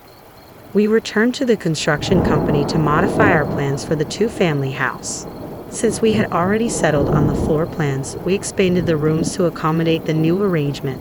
The process went smoothly, and we even visited the construction site with my in-laws. I was looking forward to the lively, new chapter with the arrival of our child. I was thrilled as we prepared to move into our new home. Construction was underway, and I was nearing the last trimester of my pregnancy. The excitement of starting this new chapter in our lives was palpable, and my in-laws seemed genuinely supportive. A few months later, I successfully gave birth to a healthy baby girl. My husband and in-laws were overjoyed. As we awaited the completion of our new house, anticipation grew. Finally, the house was ready. My husband and I brought our daughter to our new home for the first time. Coincidentally, my in-laws arrived at the same time, and together we entered the house with eager excitement. The new home was stunning, spacious, and beautifully designed. Just walking through it filled me with joy. Both my husband and father-in-law quickly settled into their new rooms, their faces beaming with contentment. Then, I was called to the kitchen by my mother-in-law. "Come here for a minute, Kelly," she said. I was surprised to find her at our house, but I went to the kitchen as requested. "What's wrong, Gemma?" I asked, puzzled. "I can finally tell you," she said coldly. "I want you to leave this house." I was taken aback, unable to grasp what was happening. My mother-in-law continued with a disdainful tone reminiscent of the past. "I didn't want to be kind to you, but I tolerated you because Tommy was building me a house. It's been tough these past 6 months, but now my efforts have paid off." "What do you mean?" I managed to ask, my voice trembling. "I've never liked you. You kept your job even after having a child, and to top it off, it's a girl. You promised to help with the housework and childcare, but that was a lie to manipulate Tommy into doing what I wanted. Now that the house is built, you're no longer needed. Divorce Tommy." My heart sank as she added, "And I already have a new wife in mind for him." "What?" I gasped, shocked. "She's the daughter of an acquaintance of mine. She wants to be a housewife, so I plan to arrange for her to marry Tommy in his house." I was stunned into silence. My mother-in-law's cruel plans were far from what I had expected. Her face was a mask of triumph as she declared, "You incompetent wife, get a divorce and leave right now." At that moment, something inside me snapped.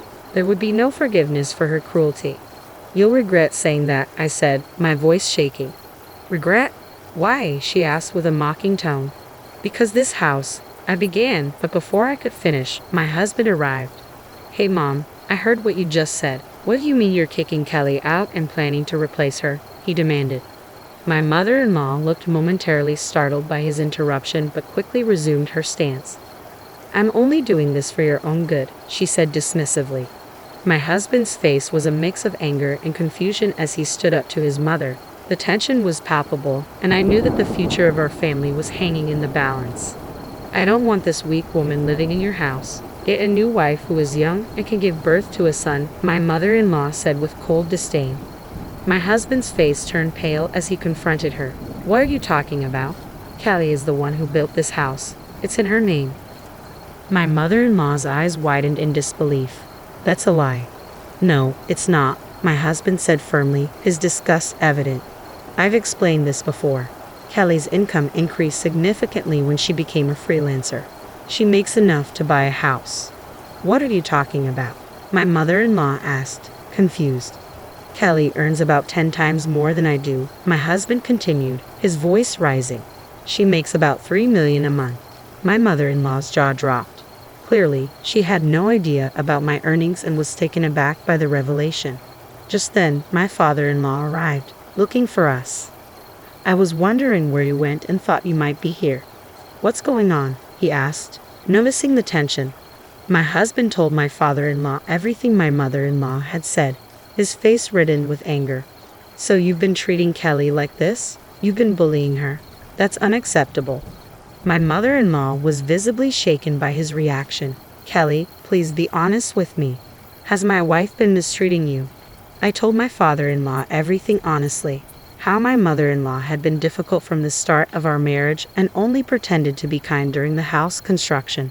His disappointment was clear as he glared at her. I'm already disappointed in you. I'm divorcing you. What? My mother-in-law stammered. I don't want to be with someone who can't care for the person important to her son, he declared. If I'm going to retire, I want to be with someone who genuinely cares. I will not be miserable in my old age. You're the one leaving. I'm divorcing you now. My mother-in-law was devastated and began to cry, unable to stand, but no one sided with her. My husband helped her into my father-in-law's car, and my father-in-law apologized to me before returning to their house. It turned out their house was already on the market, and he had expedited the move-out date to prepare for the worst. He served my mother-in-law with divorce papers and moved into our new duplex. At first, Dean was hesitant to live with us, but given our positive impression of him, we invited him to stay. Meanwhile, my mother-in-law, left with no job and no support, moved into a cheap, shabby apartment. The marriage arrangement she had hoped for her acquaintance's daughter and my husband was also canceled.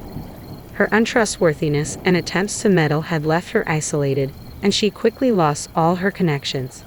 Though I'm not sure what she has done since, I imagine her life is now quite difficult. On the other hand, our family of 4 is thriving. My father-in-law and husband dote on our daughter, and happiness fills our home each day. We look forward to continuing our lives together, supporting each other and enjoying our newfound peace. My name is Jennifer, and at 43 years old, I find myself completely hooked on Spanish soap operas. Thanks to various streaming services, I've been binge-watching one dramatic series after another. There's something irresistible about the constant twists and turns, but little did I know my own life was about to rival any soap opera in drama. It was nearly 6 years ago, when I was living with my older husband. We had never been blessed with children, but I cherished our time together. That all changed one evening when I received a call from Monica, my best friend since childhood, who had even attended our wedding. Hey Jennifer, it's been a while. I wanted to let you know that I got divorced. Monica said, Oh, I'm sorry to hear that. It sounds like a tough time. Let's get together for drinks soon, I replied, trying to offer some comfort. When I got home, I was about to tell my husband about Monica's news, but he surprised me by saying, I know Monica's divorced. I was taken aback. How did you know about that? I haven't mentioned it to you yet. He looked at me with an expression that suggested he was piecing something together. I think I'd overheard something, he said, though his vague explanation left me puzzled. I shrugged off the confusion and told him, Yes, Monica is divorced. We're planning to meet up for drinks soon. My husband then asked, Can I come along? I was puzzled. I thought it was supposed to be a girls' night out. Despite my hesitation, I agreed to ask Monica if it was all right for him to join us. To my surprise, Monica responded enthusiastically, Sure, let's all go out for drinks together. I was disappointed, wishing for a girls-only evening, but I relented. In the end, the 3 of us, my husband Monica, and I, met up for drinks. The night turned out to be quite enjoyable. Monica vented about her ex-husband's shortcomings, and we all shared laughs over her stories. It felt like we were having a great time, but when I excused myself to use the restroom and returned, I was taken aback by the sight of Monica and my husband gazing deeply into each other's eyes and engaged in a conversation that seemed a bit too intimate. A knot formed in my stomach as I took in the scene. The evening had started off as a simple gathering, but now I couldn't shake the uneasy feeling that something was amiss. Couldn't shake the feeling that something seemed too intimate between them. They hadn't seen each other since our wedding, so how did they become so chummy after just a few drinks? It felt like I was intruding on a date between two people who were clearly more than just old friends. When I returned to my seat, they had resumed their normal demeanor, acting as if nothing had happened.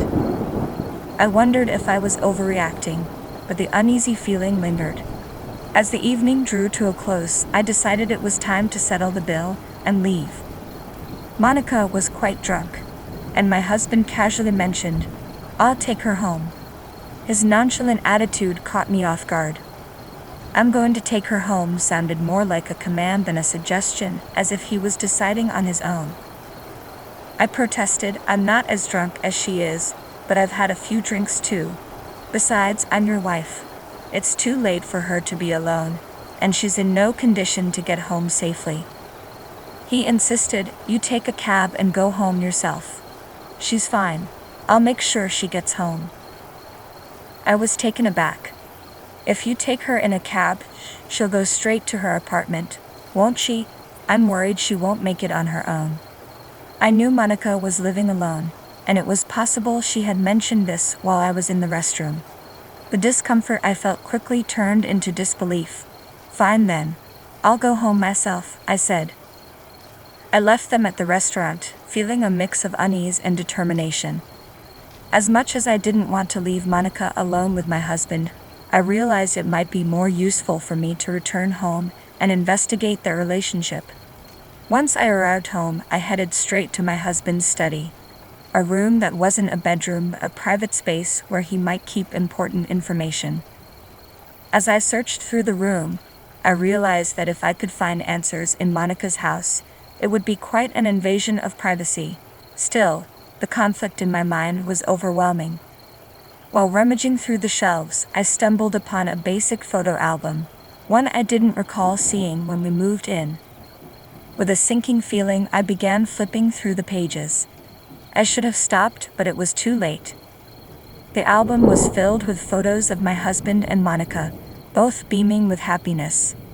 Judging by Monica's hairstyle and the way my husband's clothes looked, it was clear they had been meeting secretly for years, possibly since shortly after our marriage. They had been involved in an intense relationship for over a decade. The shock and the combination of my hunger and alcohol left me feeling nauseous. I rushed to the bathroom, barely making it before I began to throw up. Just as I was trying to compose myself, my husband came home. "Oh, you're throwing up? Did you drink that much?" he asked, rubbing my back. I snapped, "Don't touch me," and slapped his hand away. "Just wait a second. I need to get some water." He seemed to think I was too drunk to know what was going on. "Yes, I know who you are," I said bitterly. "I just hate you right now. I wish I could get so drunk I'd forget how much this hurts. Wait here. We need to talk," he said, clearly trying to lighten the mood with a laugh. I glared at him, trying to catch my breath. "Is this your idea of a joke? Are you trying to make light of the situation because I'm upset about you dropping her off?" He shrugged, seemingly unaware of the gravity of the moment. "Well, let's adjust the tone then. First question. What's this picture about?" I confronted him with the album I had discovered in his room, simply showing him the cover. His face turned pale as he saw it. "Let's start with a yes or no question," I said. "Is there any wife in the world who could look at this picture and be okay with it? You know, considering what it shows." He remained silent, and I pressed on, "How do you think I feel right now? Go ahead, give me an answer." When he didn't respond, I snapped, "Why aren't you saying anything? Why just sit there in silence?" His silence only heightened my frustration. Okay, I cheated. I'm really stupid. I'm truly sorry, he finally admitted, his voice lacking sincerity. I wished he would just show some real remorse, maybe even cry a little. His silence was unbearable. Then finally he spoke. She's the one for me. Monica and I, we were both married to the wrong partners. After everything, we finally found each other. I feel like we're soulmates, destined to be together. I was stunned. Soulmates? Are you suddenly a poet or something? He continued. I realize now that I made a mistake marrying you. Our soul vibrations are different. We can't be happy together. This is a test of fate for me and Monica. His words were so disconnected from reality that I could hardly process them. So, we're not connected on a spiritual level. Is that what you're saying? I stared at him, speechless, struggling to grasp the bizarre turn of our conversation. I was completely baffled by his words. I couldn't make sense of what he was saying. Only that he and I were hopelessly incompatible. My best friend had betrayed me, my husband had betrayed me, and honestly, I was beyond tears. I don't understand what you're talking about, I said, feeling numb. All I know is that you and I are hopelessly incompatible. If you're so keen on being with Monica, then fine. I'm willing to let you go, because you've been a terrible husband. He seemed to be speaking in riddles, and it only made my frustration grow. I don't think you and I are compatible either, I said flatly. You've clearly lost your mind, but I still don't understand what you're on about. I knew you'd say that, he replied, seemingly resigned. So you'll agree to a peaceful divorce, right? I replied, so you won't be paying alimony then. He didn't seem to grasp the gravity of the situation. I don't think I'm in the right spiritual mindset to deal with you right now, he said, his voice trailing off as if he were in a different world. His incoherence was almost maddening. What's the matter with you, Jen? He asked. I responded with an equally ridiculous answer. I'm ignoring your absurd divorce request.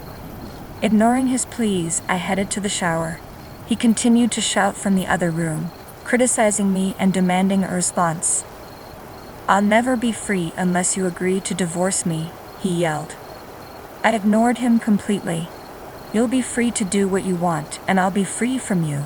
From this day on, you're nothing but a piece of trash to me, as insignificant as mold in a bathtub. The next morning, my husband left for work in a foul mood. I didn't greet him, prepare his breakfast, or even help him with his tie. I had taken the day off after our night out, and I got up just in time to see him leave.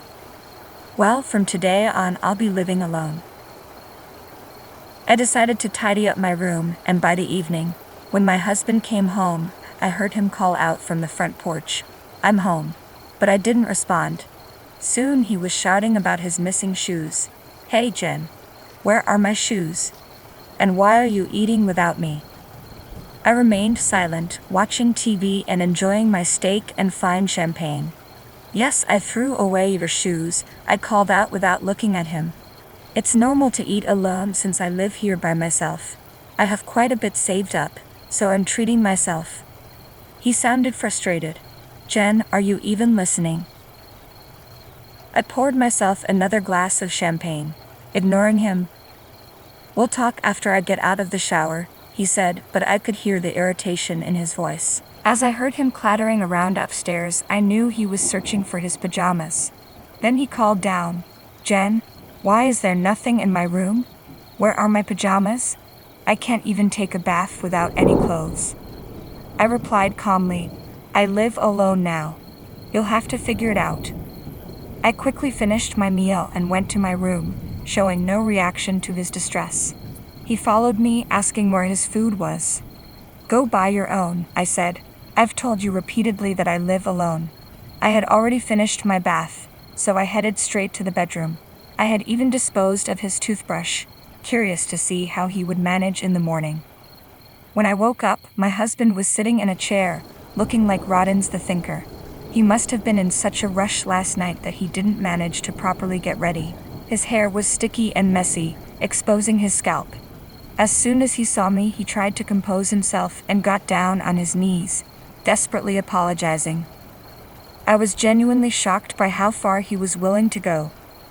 "It hurts me to know how you've treated me, but I realize I've done terrible things to you without considering your feelings," he said, his voice full of regret. "I'm sorry for that." His apology was exactly what I needed to hear, but I didn't respond. "I want us to start over," he added, hoping for a second chance. I was stunned into silence. I gave him a look of sheer disgust. No, I said. "I can't live with someone who is spiritually lost, cheats, and causes so much trouble." His shock was palpable. "You don't like that?" he asked, clearly taken aback. "Think about what you did," I said coldly. "Say something if you have a clue." He pleaded, "I'll do whatever you say." I knew he was falling back on his usual tactics. Promises and material gifts whenever we had a fight. But this time I was prepared. "Okay then, do as I say," I replied, the words I'd been waiting to say finally escaping my lips. I smiled, and his face fell, a look of despair spreading across it. I wanted to see that expression. No, I corrected myself. "I don't mean it like that." His confusion was evident. "I have no intention of accepting any terms," I continued. "Do you really think you can just brush off your infidelity after all this time?" "I'm taking action against both you and Monica," I declared. "I'll do everything in my power to hold both of you accountable. And I'll inform Monica's ex-husband as well. You'll both be facing alimony claims." He looked at me with wide eyes. "Good luck paying them," I said. "Come on, get up and take your things with you." I forced him to gather his belongings and dragged him to the front door. "Where are you taking me?" he asked, bewildered. "Outside," I said firmly. "I'm taking over this house. It's mine now. I don't want any more strangers in my home." "Wait, can't you at least wait until after the divorce?" he pleaded. "That's not going to happen," I snapped back. "Why not?" "What the hell, Jen? You just started talking all of a sudden and then you were so cold. Shut up and get out."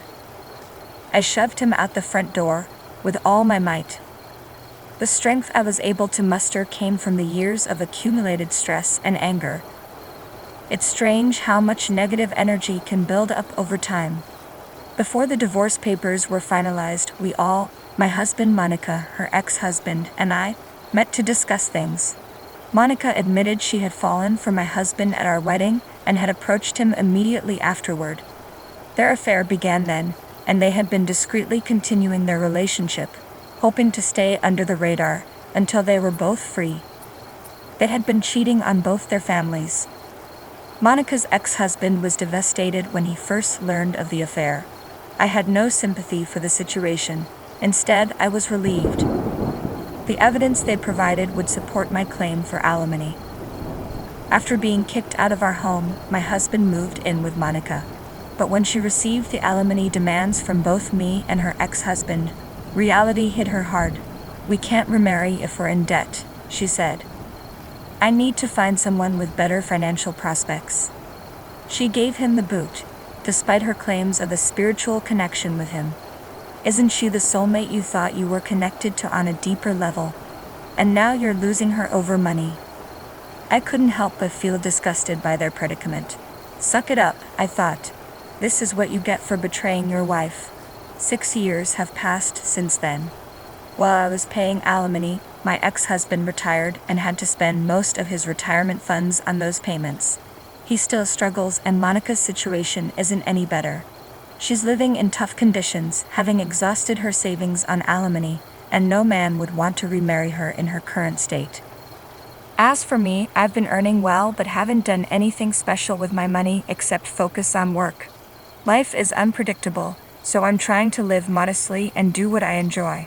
They say, if you're prepared for anything, you're prepared for everything. I've been enjoying watching Spanish soap operas every day. Recently, I met someone at work who shares my interest, and we're even talking about traveling to Spain together someday. I look forward to that day. and I'm not concerned with soul vibrations. For now, my goal is to live happily and peacefully. My name is Mariana and I'm 40 years old. I work as a medical assistant and have been married for 12 years. My husband John and I have 2 wonderful children, a son who's in 3rd grade and a daughter who's in 1st grade. John and I met when he frequently visited the hospital where I work to handle sales. I was the one who always assisted him. At first, we only exchanged small talk, but when we discovered we had mutual friends, our connection deepened. After sharing several dinners, we started dating, and 3 years later, we got married. John is incredibly bright, well-spoken, and a natural communicator.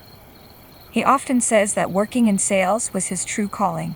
To be honest, John wasn't my type physically at first, but as we got to know each other, I found myself falling in love with him. It's been 15 years since we first met, and even now, after the kids are in bed, we can talk for hours, losing track of time. Our children, Patrick and Katie, have grown up wonderfully, and like their father, they are both talkative and full of life, making our home lively every day. I think we're a pretty typical family. John is also very hands-on with household chores. Sometimes he'll announce what he's cooking for dinner, like tonight's steak, and when he does, Patrick and Katie eagerly head off to school, excited for the day. John wasn't always a great cook. In fact, when we first met, he couldn't cook at all. But over time, his cooking skills have improved, and I'm amazed at how much he's learned. The reason John handles dinner is because I'm often not home in the evenings. My mother has been in the hospital for a long time due to a chronic illness, and I visit her every day after work. Initially, I would rush home to prepare dinner, but one day John offered to take over. He told me, "I'll cook dinner and take care of the kids. You focus on spending time with your mother." His kindness brought me to tears. From that day on, I made sure to prepare breakfast and do as many household chores as I could before work. John took care of dinner, looked after the kids, and helped them with their homework in the evenings. My mother has been in and out of the hospital for the past 3 years, and lately her condition has worsened. I'm not sure what the future holds, so visiting her every day helps me cope with my anxiety. I lost my father in an accident when I was very young, and as an only child, it was just my mother and me until I got married. My mother was a smart woman, working in the same medical office as I do now. She also invested in stocks with the inheritance from my father, which brought in extra income. Thanks to her, I was able to attend private schools and live without any financial worries. When my mother was temporarily discharged from the hospital, I repeatedly told my mother that I wanted her to live with us, but she always shook her head, perhaps out of concern for our family. "It's okay, Mariana. You worry too much. I'm better than you think," she would say each time I asked her to stay with us. Fortunately, my mother was able to manage her daily activities on her own and didn't require any nursing care. However, I was still anxious, so I made it a point to visit her every day, even after she was discharged from the hospital. Since I have to work, I could only visit her in the evenings on weekdays. During the day, my Aunt Michelle would visit her. Aunt Michelle is single and has been running a small restaurant since before I was born. As a little girl, I often went to eat dinner with my mother at Aunt Michelle's restaurant. When my mother was away at work, Aunt Michelle would take care of me and keep me company. During my rebellious phase, whenever I fought with my mother, I would run away to Aunt Michelle's place to cool down. I vividly remember how, over the food she cooked, our conversations would make me forget what I was angry about. In many ways, I feel like I was raised by both my mother and Aunt Michelle. Her cooking is amazing, and some of her regular customers have been coming to her restaurant since I was a little girl. Even after I got married, my family often visited Aunt Michelle's restaurant for meals. Then one day, I visited my mother at the hospital until just before visiting hours ended, and by the time I returned home, it was quite late. To my surprise, my mother-in-law was still at our place and the children were still awake, all 4 of them relaxing in the living room. "Oh, Mariana, welcome back. Were you visiting your mother at the hospital again today?" "You must be exhausted after such a long day," she greeted me. My parents-in-law live about a 5-minute drive from us. My mother-in-law, Rachel, doesn't bully or pick on me, but she can be quite stubborn, which makes it difficult for us to get along. Once she decides on something, she insists on having it her way and won't budge. When Rachel visits our home like this, it's usually because she wants money. My father-in-law, Craig, still has a job and works very hard, but we're not wealthy by any means. For the past few years, Rachel has asked us to send her $500 every month as living expenses. However, lately she has been coming over more often, asking for additional money whenever she claims to be in need. Today, Rachel said she came to see her grandchildren, but I suspected she probably wanted money. After we made sure the kids were in bed asleep, Rachel turned to me and said, "I'm sorry, but I'm short on money again this month. Could you give me a little more?" John, frustrated, replied, "We've been giving you money for living expenses every month. My father is still working, so what are you spending all that money on?" "Don't be so angry," Rachel responded. "I'm getting old and I have medical bills to pay. Are you telling me not to go to the hospital? Besides, your father's salary has been reduced because of the recession." Every time she asks for money, John tries to reason with her, but Rachel never backs down. I've witnessed this exchange many times, but no matter what, my mother-in-law always finds an excuse and refuses to leave until we give her the money. I calmed my angry husband down and handed Rachel the $200 I had just found in my wallet. After giving her the money, John left to take a bath, so I walked Rachel to the door. "Thank you, Mariana, you're always so supportive," she said with a smile. Then, in an unusual turn, she asked, "By the way, how is your mother doing?" It was the first time Rachel had ever inquired about my mother, which caught me off guard. She had hardly ever visited her, so I wondered why she was asking now. Nevertheless, I replied, "Well, she's still the same. The doctors have told me this hospital stay is going to be a long one." Rachel nodded and then, to my surprise, bluntly asked, "Oh, I see.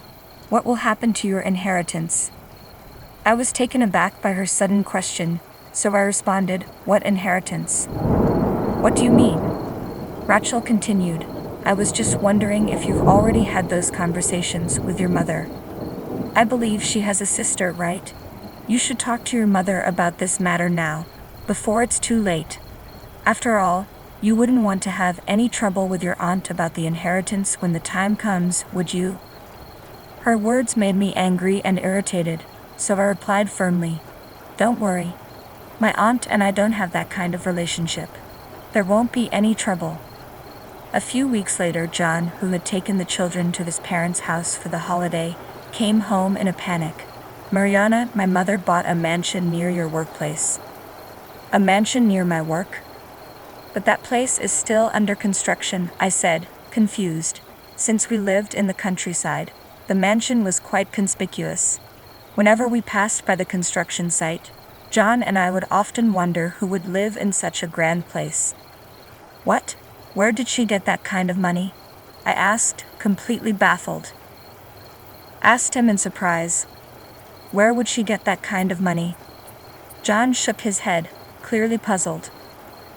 "I have no idea. I questioned her a lot, but she wouldn't give me a straight answer. Maybe she's relying on my father's retirement money," he speculated. A thought crossed my mind. If Rachel can afford a mansion, does that mean we don't need to give her money for living expenses anymore? "Exactly," John agreed, his frustration growing. "It doesn't make any sense. If she has enough money to buy a mansion, she should have more than enough for her living expenses." We were both angry and irritated, realizing we had been giving Rachel money, believing she was in need. If she could afford a mansion, her claims of financial hardship were clearly false. John and I decided then and there that we would stop giving her money, no matter what she said in the future. Supposedly, her mortgage and deposit on the mansion had been approved, and it would be completed in 6 months. Rachel had told John she was thrilled about living in a mansion during her old age. But just a month after this conversation, my mother passed away. I was in shock because she had seemed well and healthy when I visited her the day before. It was a bittersweet blessing that I received a call at work saying my mother was in critical condition. I was able to leave early and rush to the hospital, just in time to be with her in her final moments. She may have been waiting for you to come, Mariana, Aunt Michelle, who had arrived earlier, said softly as I broke down in tears. There was so much to handle with the wake and funeral that I barely had time to grieve. After seeing my mother off and returning home, the reality of her absence began to sink in. I lost all my strength and broke down in tears, but my children comforted me. After the funeral, I spent the rest of the day busy with cleaning up my mother's house. As Aunt Michelle and I sorted through her belongings, we came across so many memories, and I couldn't stop crying as they flooded back. John was incredibly supportive during this time, helping with the household chores and taking care of the children, despite being busy with work himself. I can't express how grateful I am for his support. My children were so sweet and attentive to my feelings. Patrick tried his best to cheer me up with funny stories from school, while Katie proudly showed me her A+ on a test, hoping to make me smile. I cried a lot after my mother's passing, but John, Patrick, Katie, and Aunt Michelle took such good care of me and gave me the strength to get through it. 3 days after the funeral, when I returned home from another day of cleaning up my mother's house, Rachel was there again. As soon as I walked through the door, she abruptly said, "When will you get the deposit?" "The payment is due soon." "Deposit? Payment? What are you talking about?" I asked, confused. "I'm talking about your inheritance. You got a lot of money, didn't you?" Rachel demanded. "Inheritance? I renounced my inheritance," I replied, surprised by her aggressive tone. "What? Are you kidding me?" Rachel's voice boomed, echoing throughout the house. After my mother passed away, I found out that her inheritance was nearly $2 million. My mother had told me she wanted me and Aunt Michelle to split it 50-50. However, my mother often spoke to me about her wishes for Aunt Michelle, saying, "If anything should happen to me, please take care of Michelle." I hoped Aunt Michelle would use my inheritance to renovate her restaurant. "Oh, Mother, don't say such ominous things," I often replied when she brought up the topic. Even the day before she passed away, my mother was still worried about Aunt Michelle's restaurant. "Are there still customers coming to Michelle's restaurant?" she asked. She mentioned the AC breaking down again, and I'm concerned. Aunt Michelle's restaurant, built before I was born, was indeed showing its age. My mother had offered many times to help with renovations, but Aunt Michelle always refused, saying she felt bad about spending my mother's money and didn't want to close the restaurant during repairs. While Aunt Michelle managed to keep the restaurant running, the building was deteriorating, and the cost of necessary repairs was becoming a burden. She once confided in me that although her loyal regulars still came, attracting new customers was difficult, likely due to the restaurant's outdated appearance. Having been a frequent customer myself for many years, I wanted Aunt Michelle to continue running the restaurant for as long as she could. Aunt Michelle, who had always prioritized work, spent money on the restaurant even if it meant cutting back on her own living expenses. She lived on the second floor of the restaurant, leading a very frugal life, which worried me whenever I visited her. Although the cost of ingredients had increased, she hardly raised the prices on her menu, always prioritizing her customers' satisfaction. Given that John and I both work and are financially stable, I felt no need for the inheritance. I wanted Aunt Michelle to have it all so she could finally renovate her beloved restaurant. Initially, Aunt Michelle refused, but when I told her that my mother had been worried about her even the day before she passed away, she finally agreed to accept it. When I discussed it with John, he supported my decision. We had been regulars at Aunt Michelle's restaurant since we started dating, often remarking on how delicious the food was and wishing she had more customers to enjoy it. When I told Rachel that I had renounced my inheritance, she snapped at me, her voice filled with anger. "What? Why would you do such a thing without consulting me? How am I supposed to pay for my mansion now?" "Your mansion? What are you talking about?" John interjected. I thought you already finished paying it off. Rachel, clearly frustrated, retorted, the down payment is due in just a week. I've been waiting for your inheritance to come through. I couldn't believe what I was hearing. The idea that Rachel had bought a mansion expecting to use my mother's inheritance to pay for it was infuriating. What did you just say? Don't you dare bring my mother into this, I shot back, my voice shaking with anger. Even if I had received the inheritance, why would I pay for your mansion? This was the first time I had ever spoken so strongly to my mother-in-law, and tears of anger welled up in my eyes.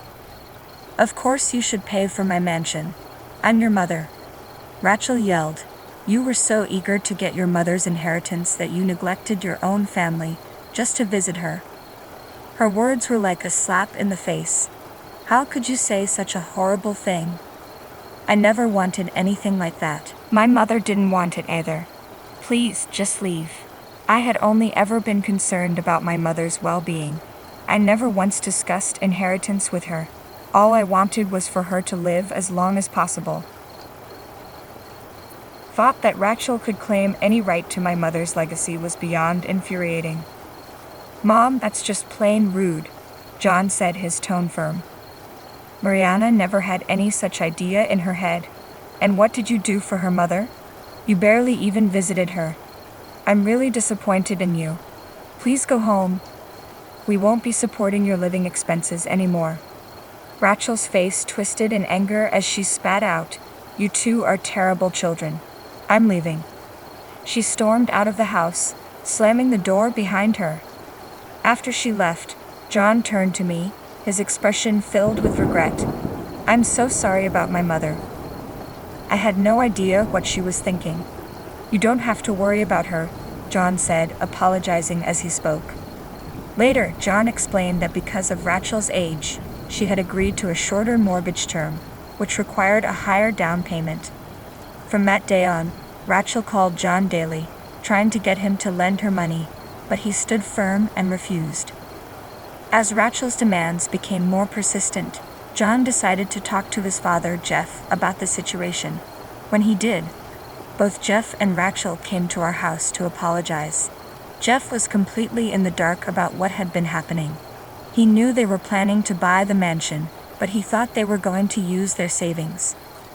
He also had no idea that John and I had been giving Rachel money for living expenses, or that she had been asking for even more. I was shocked to hear from Jeff that Rachel had told him she was coming to our house to help with household chores while I was away visiting my mother in the hospital, something she never actually did. Jeff had left the money management to Rachel and was surprised to discover that she had far less saved than he believed. When Jeff confronted her, Rachel admitted that she had made poor investment choices, leading to significant financial losses. Jeff sincerely apologized to both John and me. Mariana, I'm truly sorry for my wife's behavior. Rachel made a serious mistake and will handle the payments for the mansion.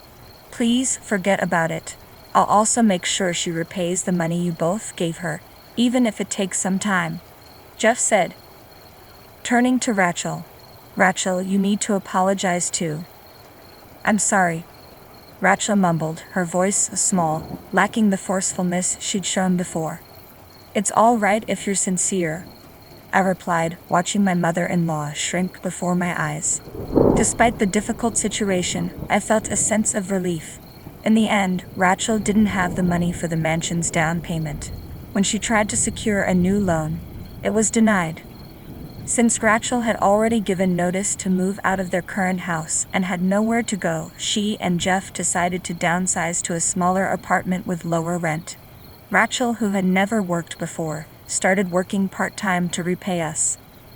To lift our spirits, I took my family to Aunt Michelle's restaurant for dinner. Aunt Michelle excitedly told us that she had found a piece of land just around the corner and decided to build a new restaurant there instead of renovating the old one. I want my regulars to keep enjoying my food every day, she said with a smile, offering us a taste of the new dishes she plans to serve after the relocation. After the move, Aunt Michelle will live in the house where my mother used to live. The new restaurant will be completed in a year, and we're all looking forward to it. Thank you so much. If anything ever happens to you, I'll be there for you. You can count on me, Aunt Michelle said seriously, her warmth evident. Her cooking has always been delicious, the same comforting taste I've known since childhood. Katie and Patrick love it too, and they were thrilled. As we enjoyed Aunt Michelle's food together as a family, I couldn't help but feel that my mother was smiling down on us from heaven.